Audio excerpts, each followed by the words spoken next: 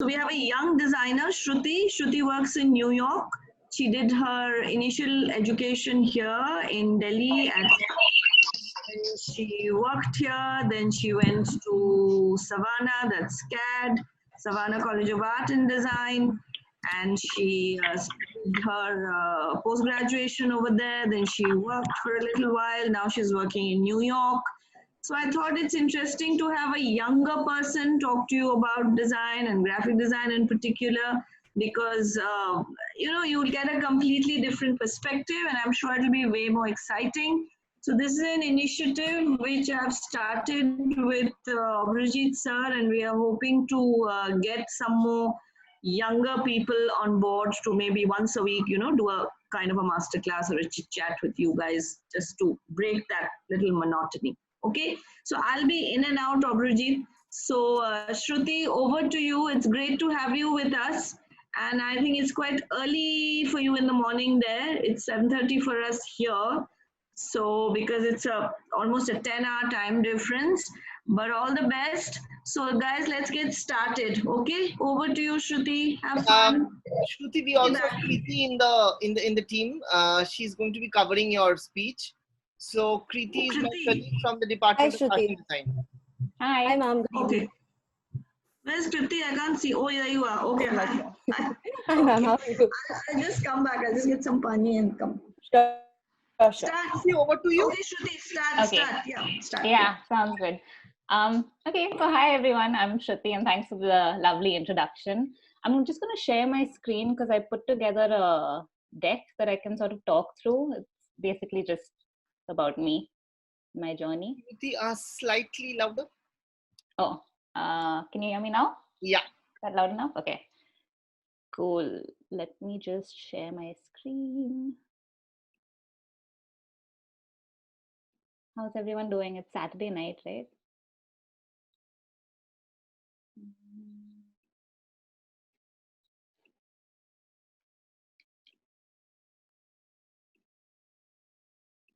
Okay. Can everyone see my screen?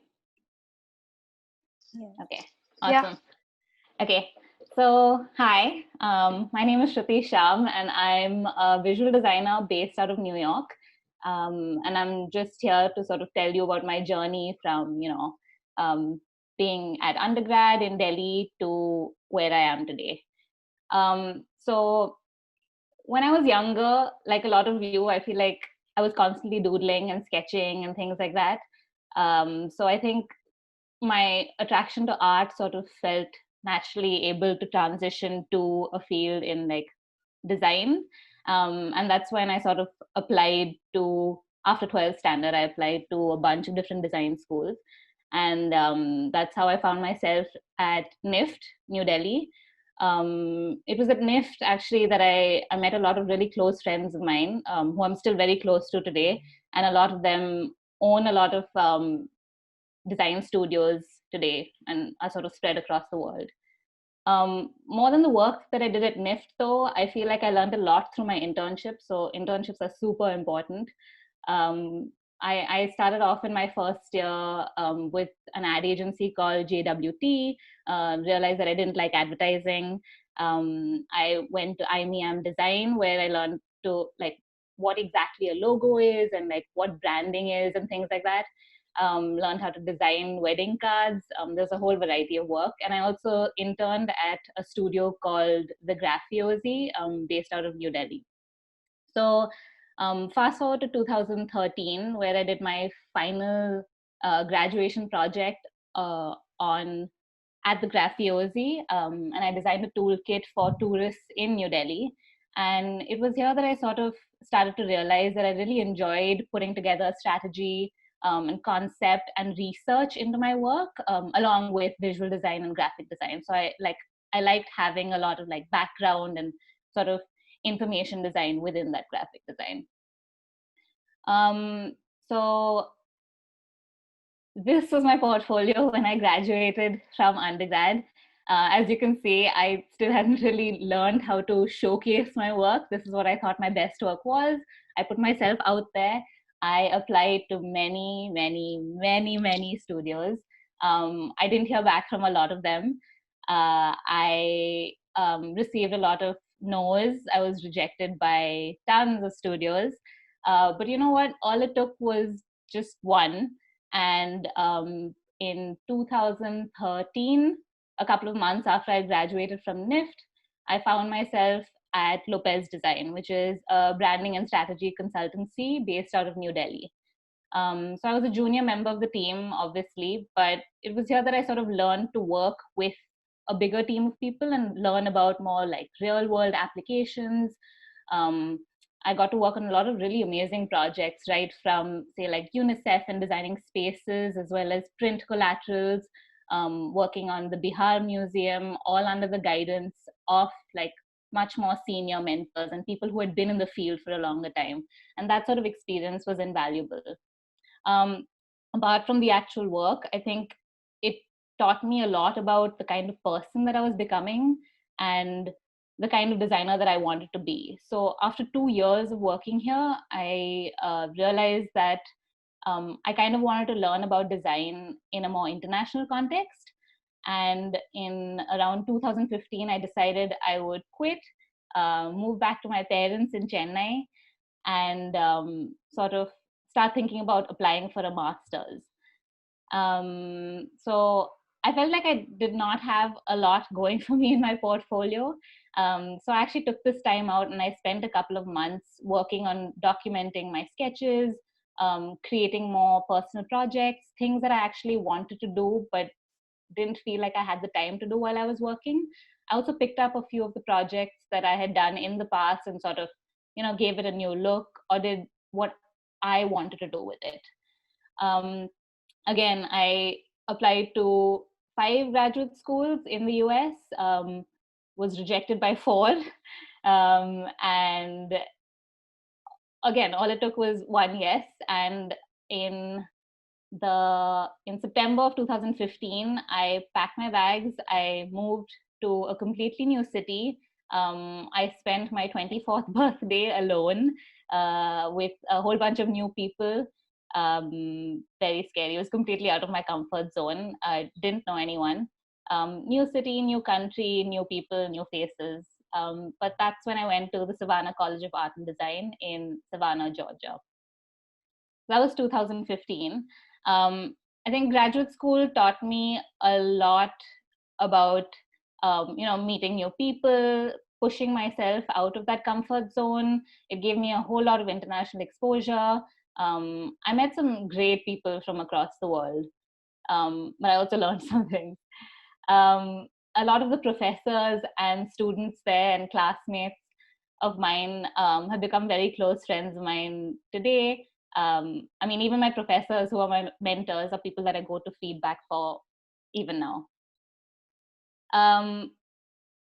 The work itself kind of made me a lot more open-minded. I had to unlearn a lot of the things I'd learned in the past. It kind of pushed me to think a little differently, push my own boundaries quite a bit. And, you know, ironically, there was no time to do anything else. But yeah, I mean, I learned a lot about balancing my time. And again, I learned even more about the kind of design I was evolving to be. On the side as well, I was doing lots of things because I felt like the graduate school experience wasn't just about, you know, learning technical skills. I also took up a few jobs as a docent at a museum. I was a barista. I also sort of illustrated on the side and earned money through like freelance gigs that I got through this.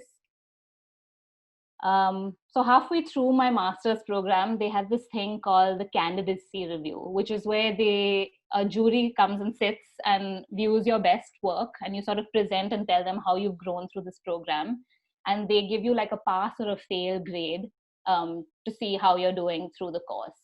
And after, you know, like putting on my best shirt and like making this great presentation and what I thought was a cool like book and things like that to show them what I'd learned, they told me that I had failed. And this was really hard for me. And I was upset over it for weeks because I realized I'd never really failed at anything before. And so much of grades and people telling me that I'm an A+ student had sort of defined my success as a designer and as a student. But having my professors and other classmates around me, they pushed me to sort of come back from it and make me think about things a little differently. Well, it's not just about grades. I'm not sure if I'm going to get into trouble about saying this, but it's more about how you push yourself outside of your comfort zone to sort of create your best work. Oh, I'm getting a thumbs up from Abro over there. So, so this actually kind of led me to my thesis, which was my final dissertation of graduate school. Just learning to push myself out of my own comfort zone, I kind of started identifying a relationship between discomfort and design. So I put together a workshop, and my final thesis was about how innovation truly comes from making yourself uncomfortable to create good design. So I guess fast forward to, we're at 2018 now in the summer. I was a fresh new graduate. I just finished my master's, spent 2.5 sleepless years through graduate school. But the lease on my house was kind of over. I was crashing on a friend's couch, and I sat and I counted actually. I applied to about 129 design studios. Did not hear back from many of them. Got a lot of no's, got 1 or 2 interviews, but they didn't really go beyond like phone calls and Skype calls. So again, that was a disappointing time. But at the same time, I heard back from AIGA, which is a group of, like a collective of designers over here in New York. And I had been selected to present my thesis and represent SCAD. So while I was in New York anyway, I decided to apply for jobs the old-fashioned way. I literally went to studios physically and dropped off my printed resumes, gave them my business cards, and I told them that I wanted a job. 1 or 2 of those actually panned out into phone interviews, but nothing beyond that. So I moved to Boston for a couple of weeks, lived with my cousins, again, crashing for free off of people's couches. And that's when I got a phone call from Pearl Fisher, which is a design agency that does branding and packaging, and they're based out of New York. They called me asking if I'd be interested in an internship. And turns out that Pearl Fisher had visited SCAD a couple of years prior for portfolio reviews. And every time they would come, I would sort of go up to them and ask them if they were looking for people and hiring, and the answer was always no. But I sort of managed to keep in touch with them over the years. And every time I would be in New York, I would email them and say, you know what, I'm in New York, I'd love to stop by, because I mean, what's the harm in that, right? And so that internship turned into a freelance gig, and then that freelance gig eventually turned into full-time, and that's where I'm at right now. So I've been working with them for the last almost 2 years now, and I met a bunch of really cool people over there. It's been amazing so far. And now we're all working from home, obviously, because of Corona. But it's still, I mean, it's still a great bunch of people, a great bunch of work. So I guess one of the morals of my story is that I know networking is a super cliched word, but it's so important to stay in touch with the people that you meet throughout your school, your classmates, your professors. You never know when opportunity strikes. You never know who's going to help whom. And also, don't be afraid of failure. Like, I have failed many times now. I'm sure I'm going to fail many times more after this as well. But eventually, I think it all works out. It always will. And that's me. And that's my journey. So thank you.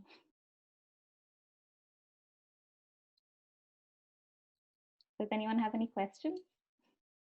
Yeah, people, questions? Not everybody at once, okay? So you said, you're up. Of course. hello.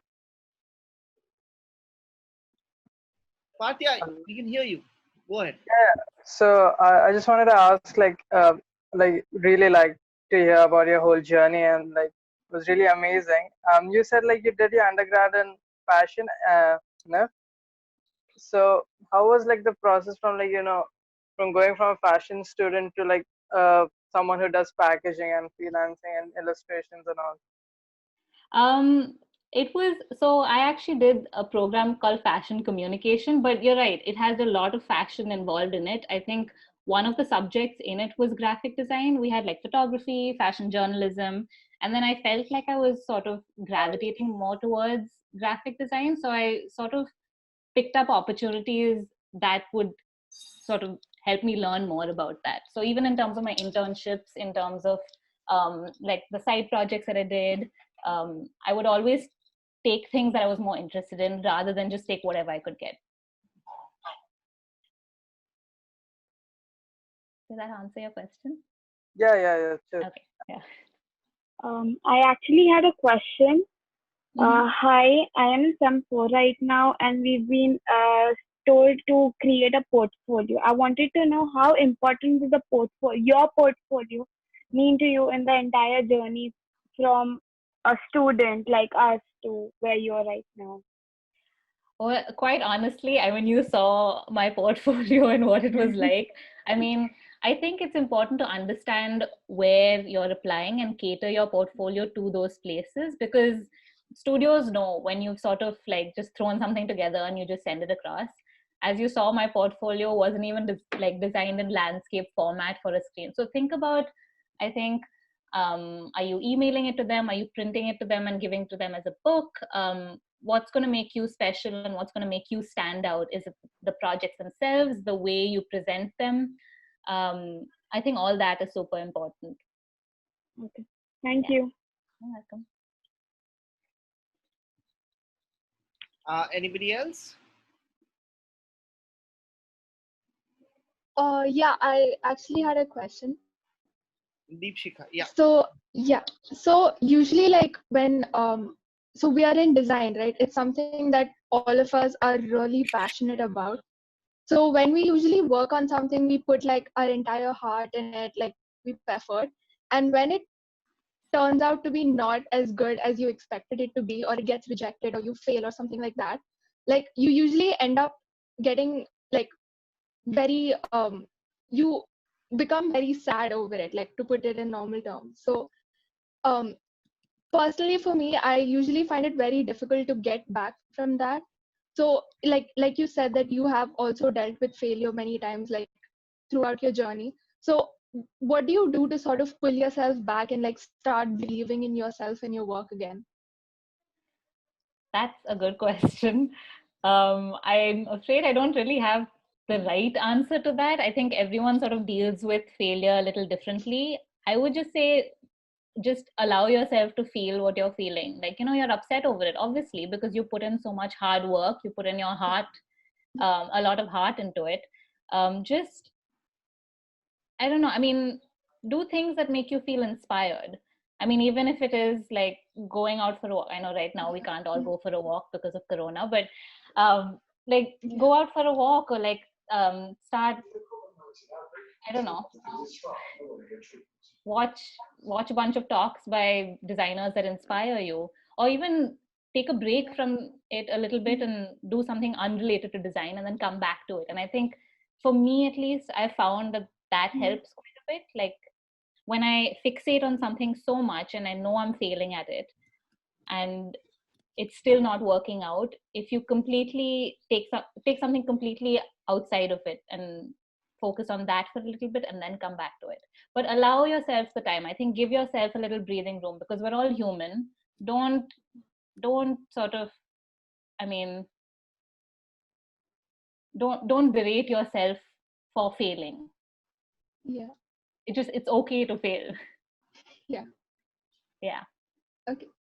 Thank you. You're welcome. Anybody else? I have a question. So you said that when you went to SCAD, there were a lot of things that you kind of had to unlearn. So obviously, like the way you would design for the Indian culture would be different from what you would do in the States. But how drastic of a change is it? And do you think that like it's like how big was the learning curve for you? I think more than figuring out what kind of audience to design for, it was more the way I was learning things. So I think all my life I went to schools that taught me in a very conventional way that, you have a grading system that sort of defines what's right and what's not. But design is such a subjective thing. People respond to design differently. It was more about engaging in debates and discourse with people who disagreed with you and kind of trying to present your design to show that there's more than one thing that can exist over there. For me personally, I think it was a pretty large learning curve. Just I went from trying to get all A's all the time to actually trying to understand what it is I wanted to do with my designs. Did I want it to have a social impact? Did I want my design to have like an effective communication strategy? Or was I okay with getting like a C at the end of the day, as long as I was learning something new in the process? So I'm not sure if that answers that completely, but I'm sure different people had different learning curves when they were there. But for me, it was more about what I was learning about myself. Thank you. Shruti, I'm getting a lot of messages from the students who wants to see your illustrations. If possible, Lolita ma'am spoke about illustrations. Yeah. So if it's possible. Also, Shruti, Colonel Bose has joined us. Hi, sir. Colonel Hi. Bose is the director of UID. So we've been in touch with Shruti over one mail. Yes. And I had promised her that I'll send the details of the students who have got into SCAD this year. Yep. I'm still not sure when they will be going, knowing the various manifestations of this pandemic all around us. Yes.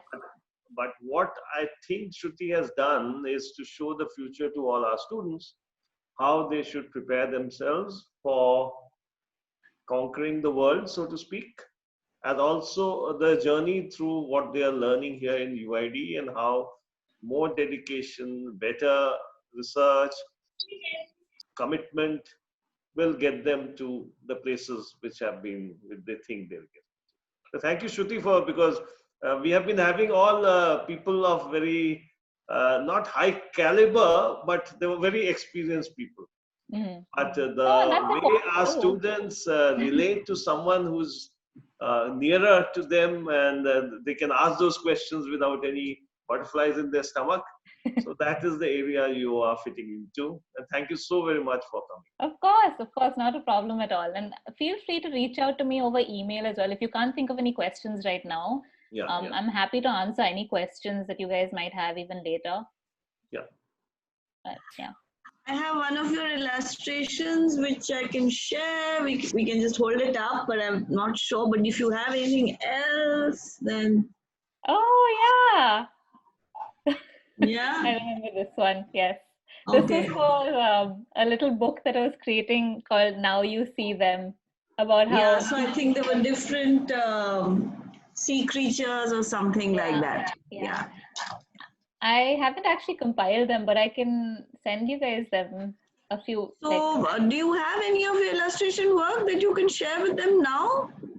I'm looking at my Instagram right now. I think everything that I have illustration-wise is over there.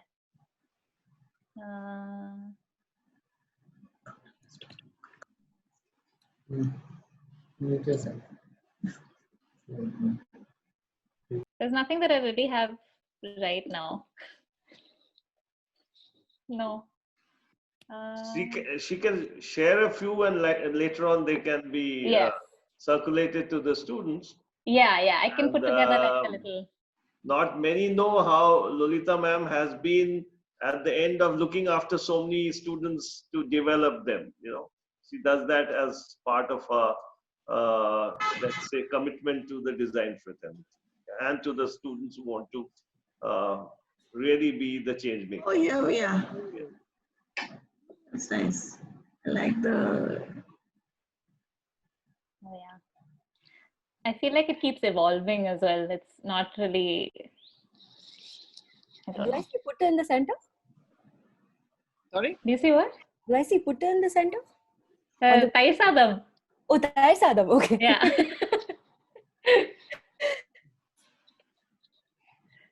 Yeah, just living a world with dahi. Yep. You're a good guy. I love that there's so much food here. This was for I don't know if you guys take part in the 36 days of type. Yeah, they do. Some of them do. The earlier batches have done that. Yeah. Yeah. This batch probably not. Thai sadam. Woohoo. Yeah, yeah.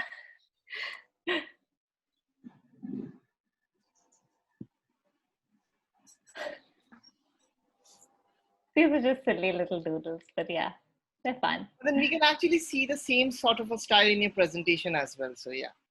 Oh, really? I didn't know that. Oh, John, that's you. One with yellow one. This person sitting on the bed drawing on the right. Okay.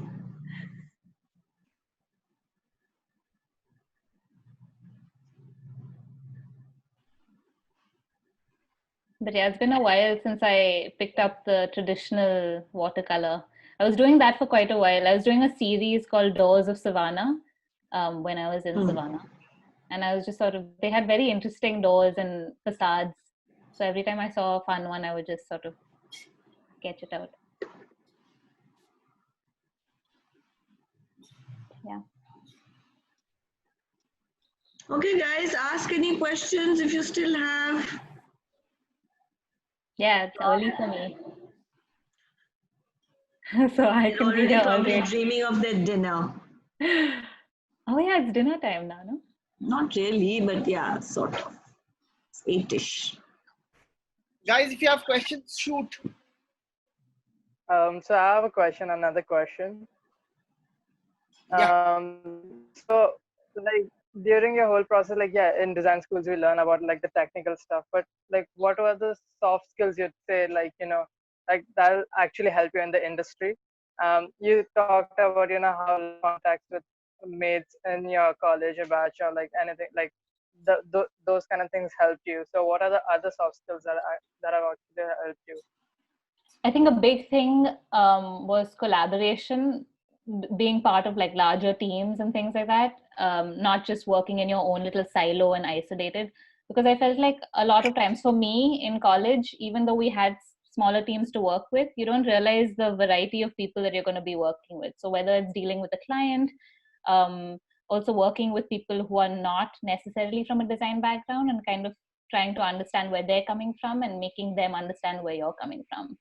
So teamwork and collaboration is a big thing. Presentation as well. I feel like just talking more about my work makes me more confident each time I do it. I'm still very nervous.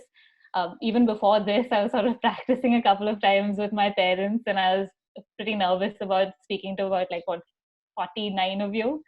But no, I think the more you do something like it is with technical skills, the easier it is to do it. Yeah. Those are the big ones for me. Yes. Shruti, you could maybe share a little bit about your Lopez experience, because that is, of course, very India-centric and it was your first job and all that kind of things. Maybe a little bit about. Yeah. So Lopez Design is this agency, for those of you who don't know. They do a lot of branding and strategy, and they did a bit of interior spaces as well. They used to be based out of Shahpur Jat in Delhi, but I think they've moved closer to Gurgaon now. It's run by Anthony Lopez, an NID alumni. And when I first joined, I think I may have been one of the youngest people on the team at the time. So obviously I was considered like the most junior, and I was very eager to please and eager to prove myself. So I was constantly running around, working and helping out on whatever projects were happening. We did a lot of work for UNICEF.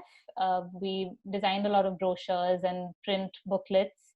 But we also worked with an interior design team on like their office spaces and things like that, which was quite an interesting challenge for me because I'd never worked within like 3D spatial design, and it still freaks me out today. I'm much more comfortable with web and print. That was one of the projects we worked on. I actually got to do a lot of hands-on design over there. There was another office space that we designed where we actually physically went and painted their walls, which was pretty cool. It was also really interesting to visit vendors and see how they printed on glass and like etched things, and that kind of informed my design process later. So the next time I went into any other sort of design, I would know how it's being produced and how it's being created. Yes, we do that. Oh, a big one over there was the Bihar Museum. That involved a massive team. There was a separate architect. There were sort of signage designers who came in from Amsterdam. So we were really working with giant, massive teams. And yeah, I sort of left halfway through the Bihar Museum project, but that was a huge, huge learning for me. That was me at Lopez. I have a question. Yeah. So yeah, hi. So like what we saw right now on your Instagram is that you have a very distinct style. So like, I mean, a lot of us are confused as to like what our style is or how we're gonna develop it or something like that. So how did you come to develop, and how did you like, I don't know, how did you like be like, oh, this is my style? It's funny that you say that because I actually don't think that I have a style, and I think my work continues to evolve. I would say don't push it. Like don't worry about like you need to have a signature style. As a visual designer working for an agency right now, I feel like it's important to have that variety of work, especially if that's the kind of thing that you're looking for.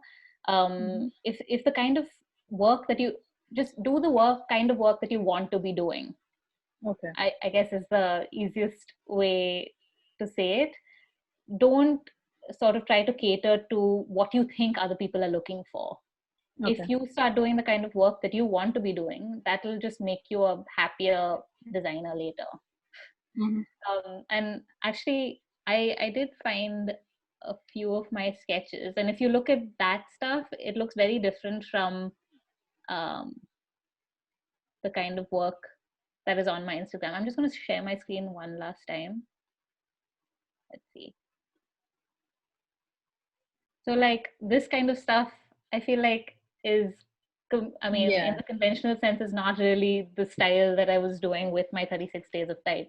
And I think it's okay. Like, I don't think you need to have one style. I think you can just keep sort of doing whatever it is that you like.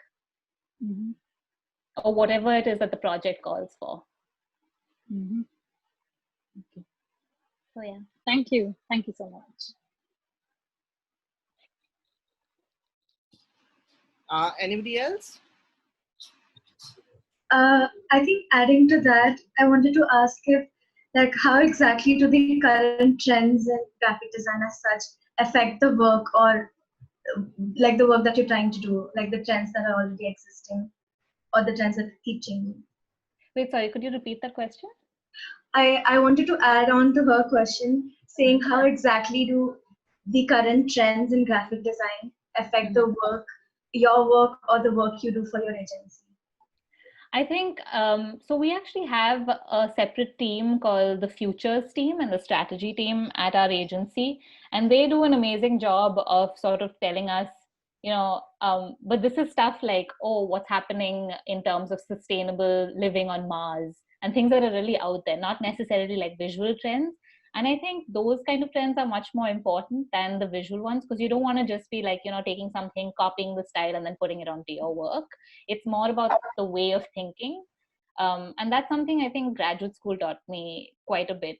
It's about the thought that you put into it and the conceptualization more than the look and feel of it, because the look and feel, I think it's something you just continue to develop as you keep working through it.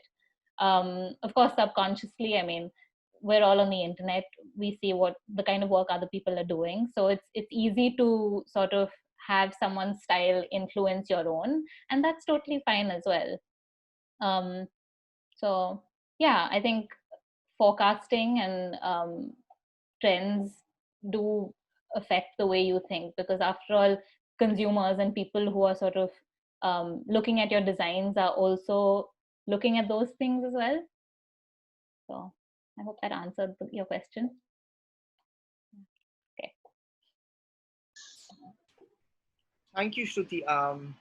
Anybody else? Larita, did you get your answer? Yes, yes, sir. Anybody else?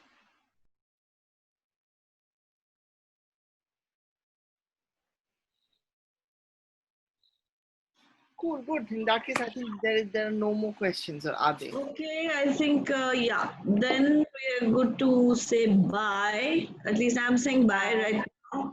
And thank you very much for being with us on this, Shruti. And yeah, of course. Thanks for having me. So, yeah, I'm sure there'll be more questions later, and we'll see how we can get those across to you. Yeah, so I actually shared my email ID. If anyone wants to reach out with questions, I can also share it with you. I'm not sure whether you'll suddenly be inundated with emails. Okay, anyway, that's fine. They should feel happy. So thanks for being here, and thanks guys for participating on a Saturday evening. Yeah. Okay. All the best. I'm signing off. You can just continue thereafter. Srinidhi, if you can do the honors, please. Yeah. Hi, Shruti. I'm Srinidhi. I'm also from Chennai, actually. And to be honest, when you spoke so openly about the fear of failure, that really struck a chord with me. Since especially back here at home, there's this huge culture of you need to be a topper, especially in like maths and science and whatnot. And frankly, when we see someone so talented to tell us about not being afraid of failure and to be able to tell us so openly about the stories of her journey towards success and being so down to earth, that really inspires us all. So on behalf of everyone, I'd like to really thank you for thank you. That means a lot. Thank you so much. No, it was great talking to all of you as well. And feel free to fail and feel free to reach out to me if you have any other questions or if you just want to tell me what you had for dinner today. There's Sadam. Definitely, there's Sadam. Awesome. Thank you very much, Shruti. Thank you. Thanks. Thank you. I'm signing off right now. Thank you. Thanks so much, everyone. Thank you so much. Bye. Thank you so much.